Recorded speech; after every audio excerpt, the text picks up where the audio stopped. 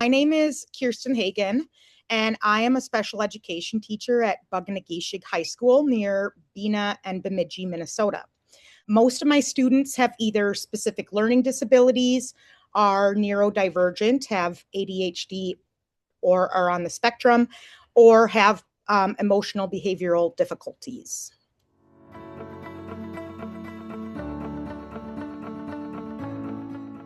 So last year I taught Comp A for about 9 weeks because it was our first year of implementation. We were switching a lot of things around.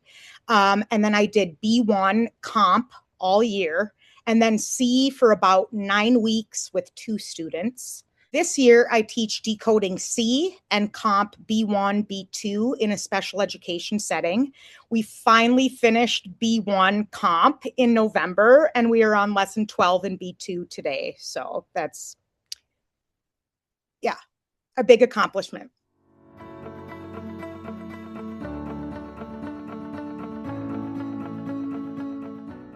This year, many of my decoding students have made connections to science through the stories about the redwoods and sequoias in Decoding C. I paused our lesson one day to show them the science of the experiment of a pine cone closing in water to protect the seeds. And our science teacher mentioned they brought it up in class and felt confident sharing their understanding in class after those lessons, which was really cool. I have a new 7th grade student this year with CP, cerebral palsy, who's learning more about her body and condition through the B2 Comp lessons and how her brain and nervous system operate differently than some of her classmates. We have an inside joke that some of our male students have a smaller cerebrum than us girls because they mature later in life. And she's been able to apply this knowledge to the life skills class she has to me as she's working on a presentation for her peers to explain her condition to them and how it affects her. So that's been really powerful. I've seen 2 seniors and 1 junior greatly improve their writing skills and the level of complex sentences they're able to produce in research. We do not do the writing portion of comp lessons, but the exercises of combining sentences for paraphrasing is key. So this is especially clear when observing them using Google for another class, but then paraphrasing and summarizing content instead of just copying and pasting it into their assignment.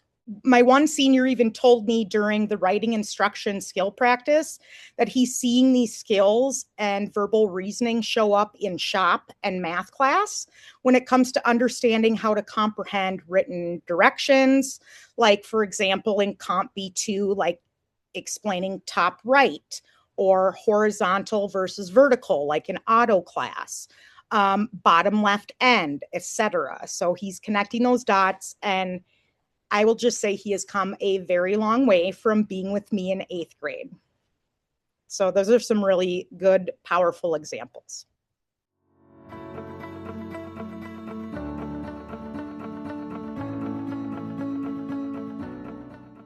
Our support person that comes from NIFDI is Ginger, and they are both so supportive and willing to listen to my specific concerns and needs for my students to experience success with the program.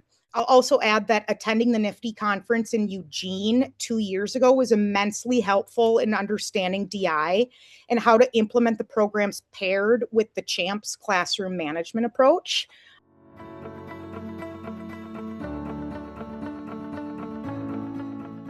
Two students who are siblings, I have a 10th grader and a 12th grader, that have made so much growth this year and last year that their IEP team, me included, has decided to decrease their reading and writing support. The senior graduated from the comp program at the end of Q1 this year, and his little sister, the sophomore, officially graduated from the Decoding C program as of tomorrow because it's the end of Q2. I have their other little sister, who's a freshman, who I hope will have a similar experience by the end of this year or next year. She's working hard, and I'm confident she will meet her goals. So that is huge for me as a special education teacher, that we are not just keeping kids in a more restrictive environment if they're ready for more vigorous, rigorous curriculum.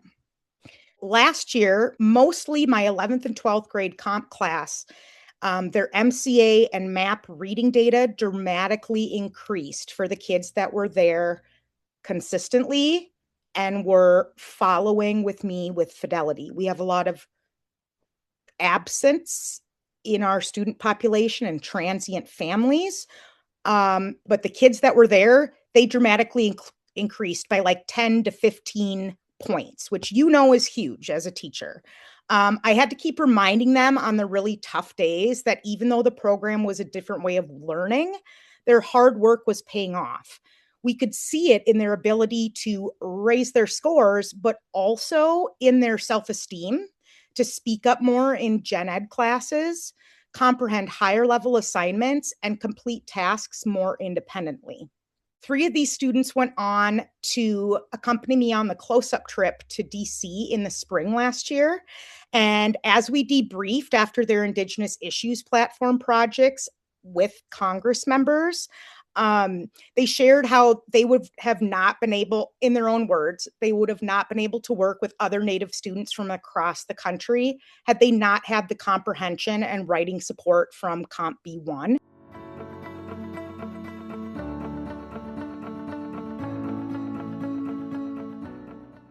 I would say to trust the process and stick to the script and routine. Do not fear making mistakes at the start, because it is a shift in thinking about what effective instruction actually looks and sounds like. We are taught in undergrad, if you're becoming a teacher or another program, what effective teaching and instruction looks like.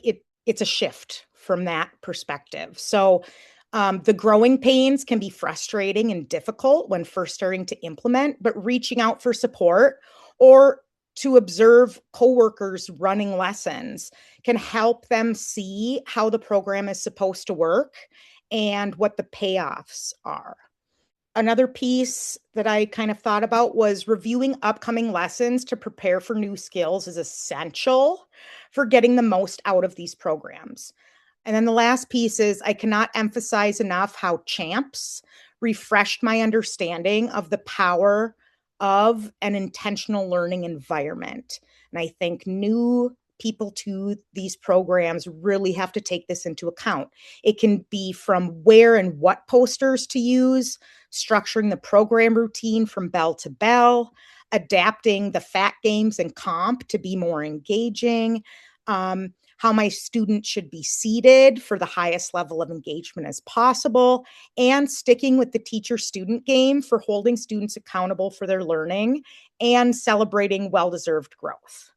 You are clarifying understanding for kids or correcting preconceived notions, but not in a judgmental way. It's very logical. And I think that my kids have really thrived off of that model, because it's not about what you can't do. It's what you're learning to do or getting better at doing, the skills you already have.